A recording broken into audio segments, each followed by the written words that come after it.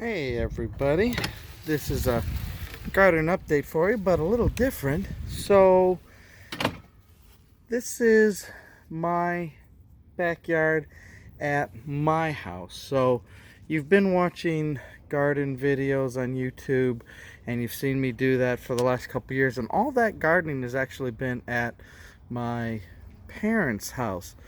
And with COVID and everything like that, we've been spending a lot of time living there. But I actually have my own house, a separate house, in close by to them. And because I've been putting all my efforts at their house with the garden, I haven't really done much anything here at my own house. I used to have a little garden here, but then, like I say, the last couple of years, everything's been built at my parents' house. But we're probably going to be spending most of our time at our own house, and what that means is, well, now I'll potentially have two gardens that we'll have to take care of. And that means basically starting all over again at my house. So it's Garden 2.0, the potential of making something brand new, but using the lessons learned and best practices at my parents' house. So let me just give you a tour of the way before here.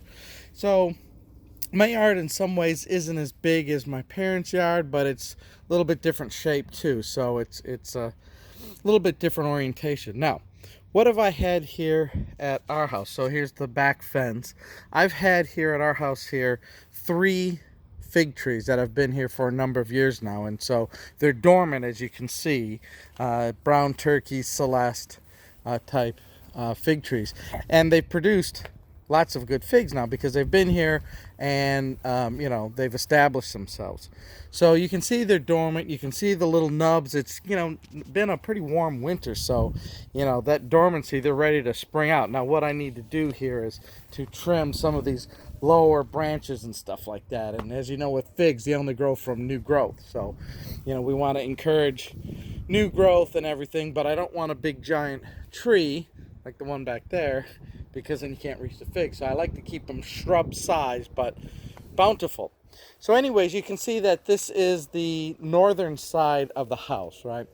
So we got the house here and the existing 3 fig trees. Now as we come along, you see a big pile of cinder blocks here that I've all put up, and you can see the backyard here too with piles of cinder blocks. So before I started making videos, I used to have my own garden here at this house, and it used to be based on cinder blocks for my raised beds, and I did a lot of learning and stuff like that.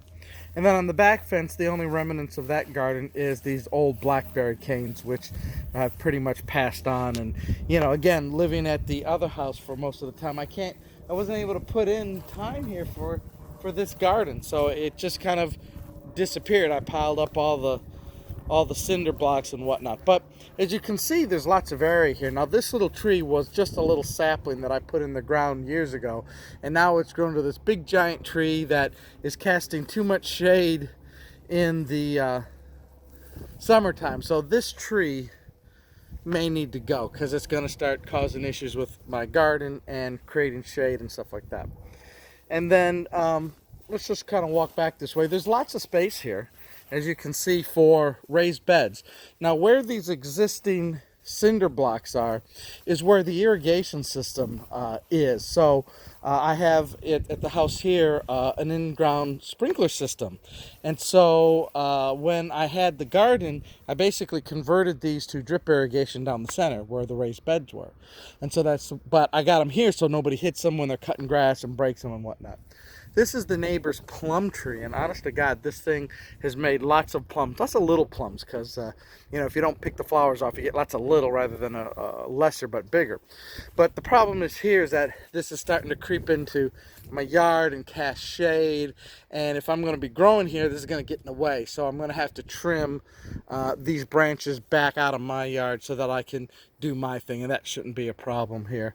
We've got the regular wooden fence that sometimes these things start to fall down. I'll have to re-put that in there. Here's some more cinder blocks, and then this is the southern exposure of the house.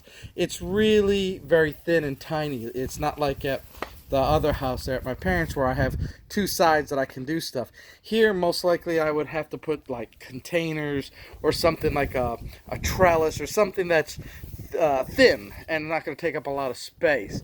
But that leaves me with quite a wide rectangular shape. It slopes down for drainage for whatever I want to do, right? And so lessons learned, you know, where this is all grass, right? And you know that the other garden is all converted now to mulch.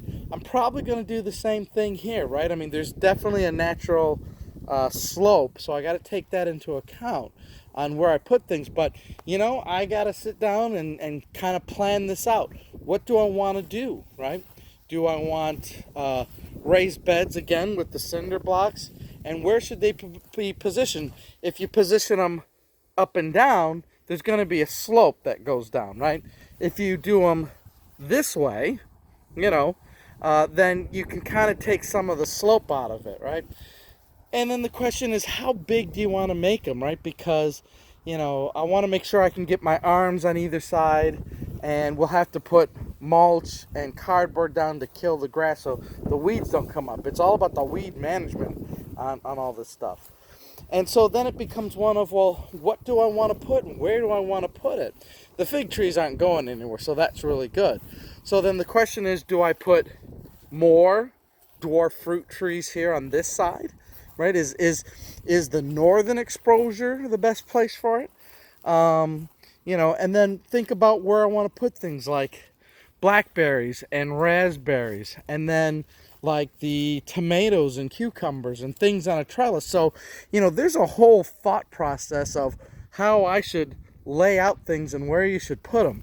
You know, lessons learned is that when you put things against a back fence like this, while you can get to the front of it, you can't get behind things. And that causes an issue. So one of my lessons learned is no more things button up against a fence like that so that I can't get around it. I want to have a 360 access to things. It's easier that way.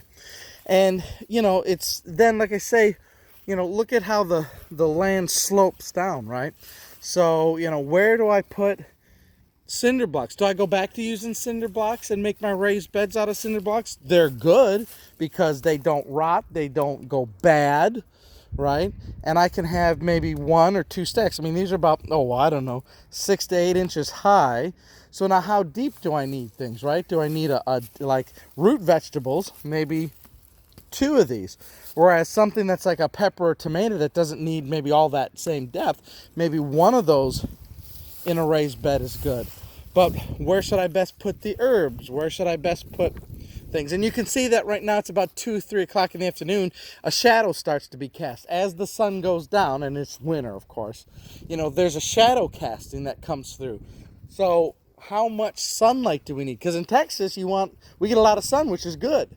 But in the summer, in the heat of the summer, it's also bad because that heat will just burn things up, and it would be nice to have a little shade for some of the plants that might need, you know, a little bit of a reprieve, right?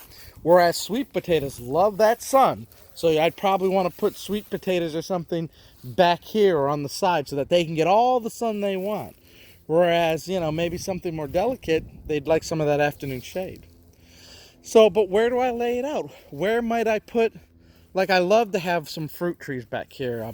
I'd love to have a peach or an apricot or, you know, some other kind of tree. Well, again, on the fence side here, I got the posts. I can make trellises along this. Now, my neighbors have the other side, so I got the nice side. So I'm losing the ability to use those posts to make trellises on this side. Maybe when we replace it, I'll tell them, give me the post side one day. But yeah, you know, and how best to, you know, deal with the irrigation system. It's nice to have an area irrigation where I could flip that on and water everything, right? But what happens, you know, if I want to do more isolation? Because these are a whole zone and it's going to water everything. Something to think about. But anyways, just to kind of, you know, give you guys a look at what may be Garden 2.0 and kind of starting all over again, in addition to keeping the other house as long as my parents live there. So anyways, folks, here we are in the middle of January, and you can see we've got a new spring project coming up. We'll talk to you again.